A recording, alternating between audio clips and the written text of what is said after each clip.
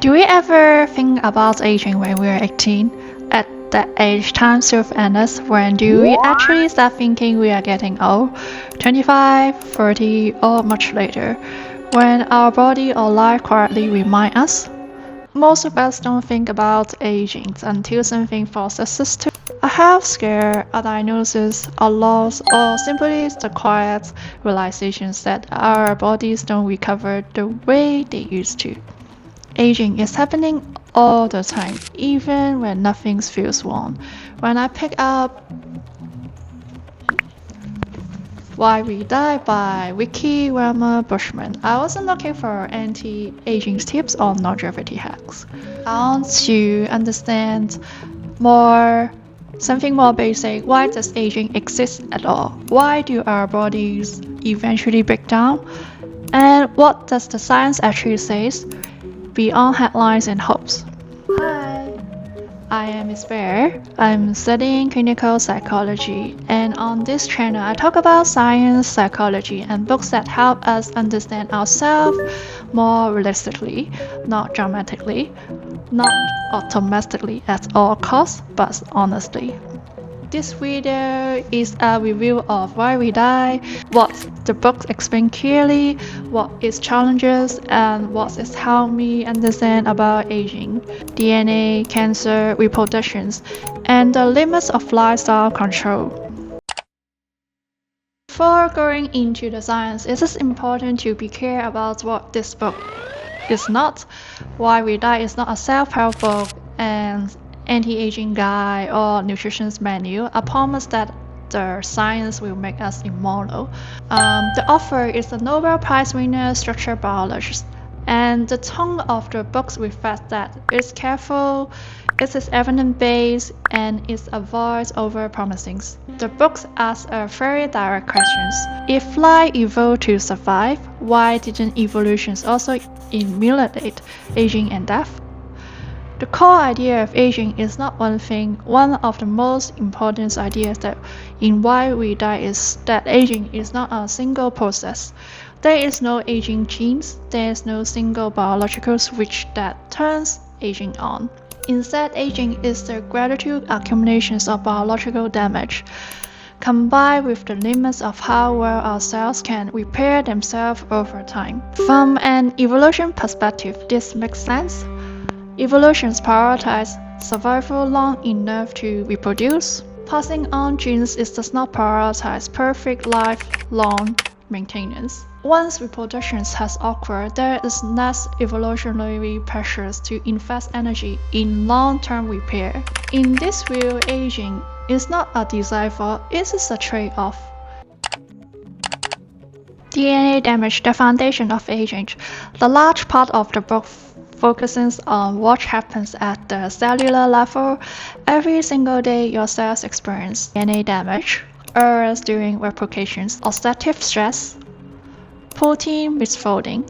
Your body has repair systems, and they are remarkably sophisticated, but they are not perfect. Over time, damage accumulates. Repair becomes less efficient. Cells lose their ability to function normally.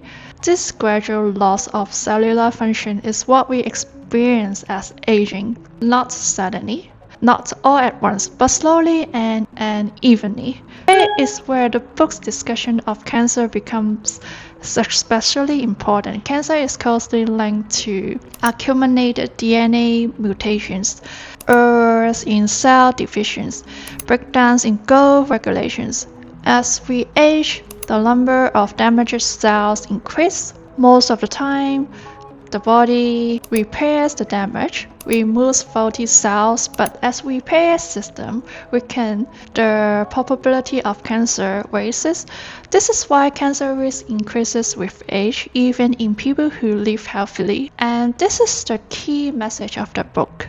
Biology is probabilistic, not moral. Reproductions, aging, and why women and men are differently. One part of the book that stayed with me was the discussions around reproductions and aging, especially the difference between women and men. From an evolutionary perspective, women eventually stop reproduction because pregnancy and childbirth become increasingly dangerous as the body ages.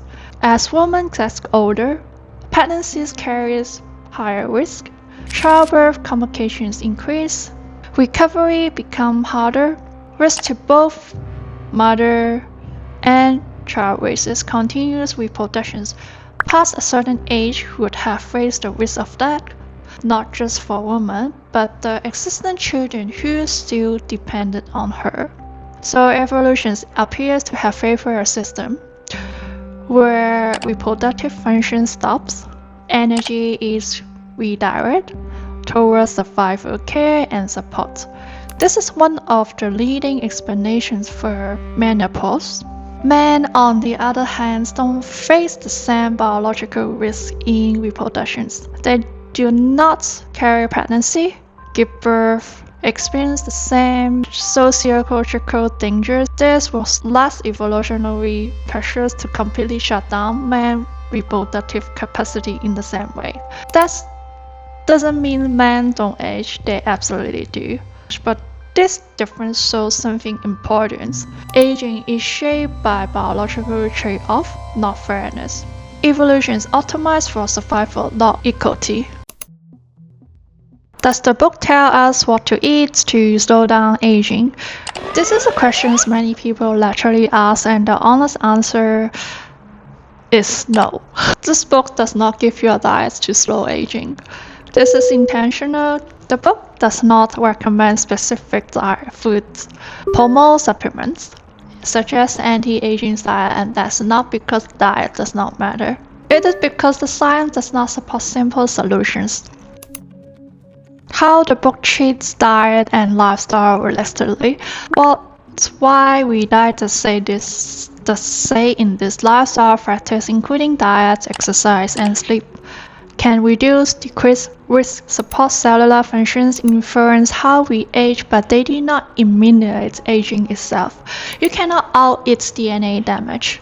You cannot supplement your weight out of biological limits. The realistic framing is one of the strengths of the book.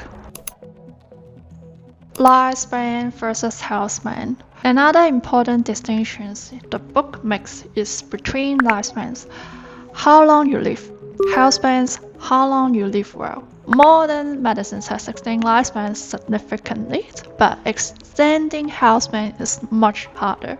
Living longer does not automatically mean living better. Quality matters.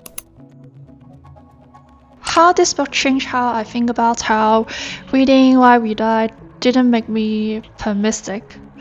It's made me more realistic. It shifted my focus from extreme optimizations professions, controlling every variable, to supporting the body, reducing unnecessary stress, focusing on functions, not ideals. From a psychological perspective, this matters. When people believe health is fully controllable, aging feels like failure.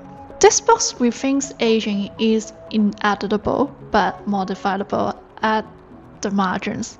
What the book does very well as a reviewer, I read that does several things exceptionally well, explains complex biology clearly, avoids high and false promise, respects uncertainty, challenging simplistic anti-aging narrative. It encourages intelligent humility, which is rare. Where the books may feel heavy, this is not a comforting book. If you are looking for motivations, reassurance, a sense of control, this book may feel unsettling. But discomfort here is not a fault. It is a part of honesty. Final reflections. Reading Why We Die didn't make me afraid of aging. It's made me calmer about it. Understanding biological limits doesn't remove meaning. If anything, it makes time feel more valuable. If this review helped you think about aging, health, or biology more realistically, feel free to subscribe. I share psychology and science-informed reflections on books, health, and understand ourselves more clearly. If you read Why We Die or have thoughts about aging and longevity, you are welcome to leave a comment. I also share shorter reflections on Instagram and TikTok. You can find me there as Miss Bear. Aging isn't something to win or lose. It's something to understand. I am Miss Bear, and I will see you in the next video.